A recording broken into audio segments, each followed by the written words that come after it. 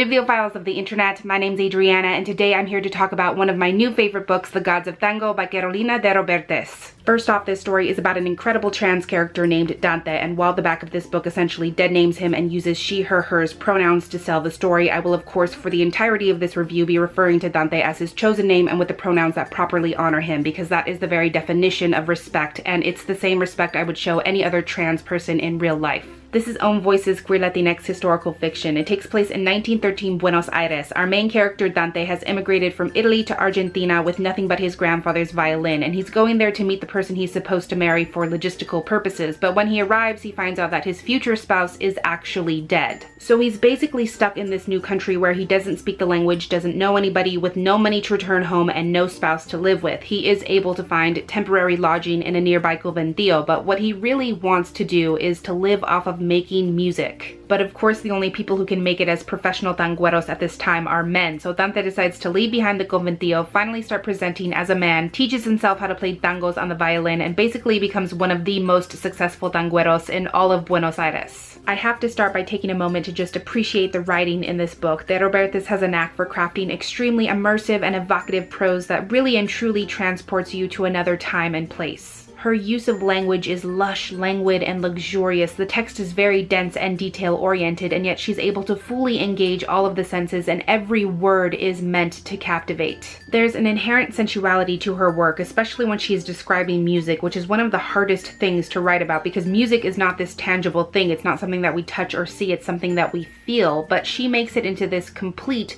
full-bodied experience. And the entire story is highly atmospheric. I had the chance to hear this author speak, and she talked about living in Italy and Argentina for years in preparation for writing this story, and it shows because this unshakable sense of place and authenticity is impossible to fake. She left no stone unturned. Everything is thoroughly researched and every minuscule detail is meticulous. In terms of gender, this story shows not only the use of pronouns, but the entire experience of gender as a gradient. Gender is not as immediate as sliding a piece of metal into a groove. It's a gradual discovery that changes over time. It's always evolving. It's never stagnant. And the narrative is very respectful in showing Dante, who was presenting very differently at the beginning of the story, as he gains a better understanding of his gender and transitions his presentation and eventually his pronouns. In the beginning, the narrative addresses Dante as his given name and with she, her, hers pronouns, which is actually respectful because at that time that is the best way he understands himself. Once he starts presenting as a man, the narrative addresses him as Dante, but still uses she, her, hers pronouns, which again is the proper thing to do because at that point Dante thinks that his presentation is just a means to an end, and that once his curiosity is satisfied he will eventually go back to the way he was. And I thought that was a really interesting way to show this almost kind of dysphoria, because in that middle portion there were sentences or entire passages that used both he, him, his pronouns and she, her, hers, because the former represents how other people perceive Dante and the latter represents how Dante perceives himself, or how he thinks he should perceive himself. And at the end, when Dante realizes that no one is going to force him to stop presenting authentically, he decides to use he, him, his pronouns because that's just who he is. The entire time you're really immersed in the inconveniences and fears that Dante is faced with on a day-to-day basis. Whether it's the pain from binding his chest, or how he can't partake in communal bathing, which is traditional, how he has to pay more for a single private room, which is very rare with the overflow of immigrants, or how he has to smuggle out or just destroy soiled clothes when he gets his period because that little bit of blood could mean his life.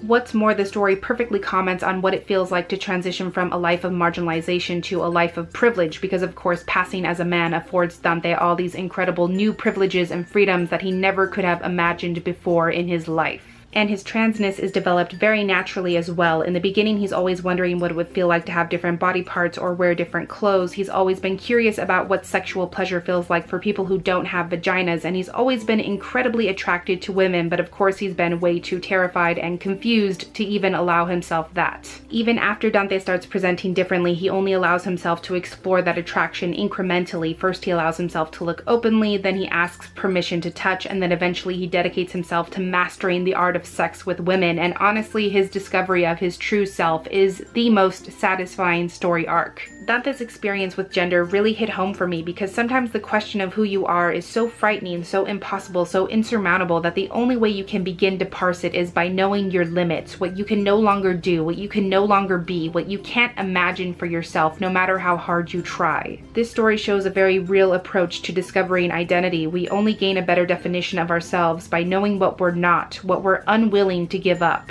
And the tango is such a beautiful metaphor for Dante's evolution, not only as an immigrant, but as a human. Tango has its roots in African culture and European culture, but like Dante, it made its way across the ocean to South America, where it took on a new life.